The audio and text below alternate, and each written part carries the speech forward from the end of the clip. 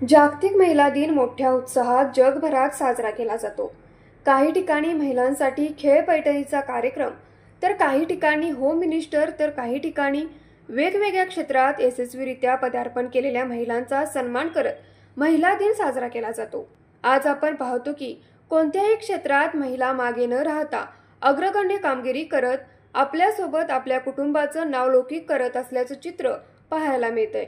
आपल्या भागात, जिल्ह्यात, तालुक्यात अन देशात सध्याची भयानक परिस्थिती पाहता महिला, युवती आणि न उमलणाऱ्या कळ्या उमलण्याच्या आतच काळाच्या पडद्याआड निघून जातात। हे कितपत योग्य आहे? हीच परिस्थिती कधीपर्यंत सहन करावी लागणार महिलांना, युवतींना आणि चिमुकल्या मुलींना?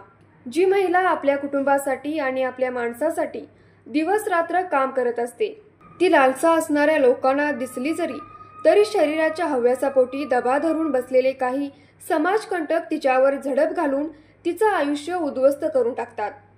लालसा इतकी मनात भरलेली असते या लोकांच्या की त्यांना समोरची व्यक्ती ही एखादी महिला, युवती, चिमुकली किंवा वृद्ध आहे याचं भान राहत नाही।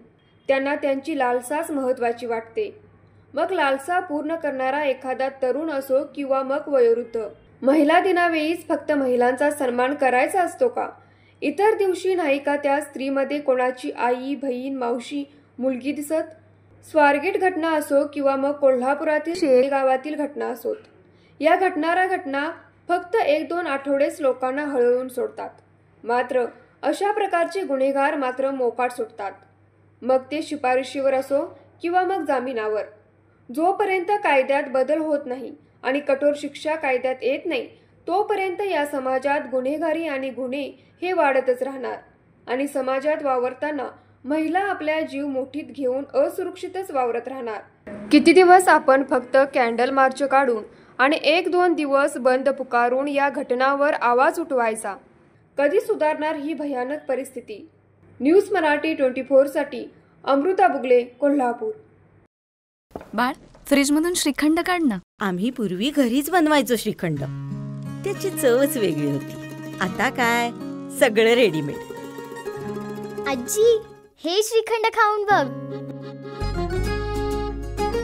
आज तुझ्या आईनं घरीच बनवलं की काय? हे आहे गोकुळचं श्रीखंड। अगदी जिभेवर रेंगाळणार। जिभेवरच नाही तर मनावरही रेंगाळणार। गोकुळ श्रीखंड, मनावर रेंगाळणार।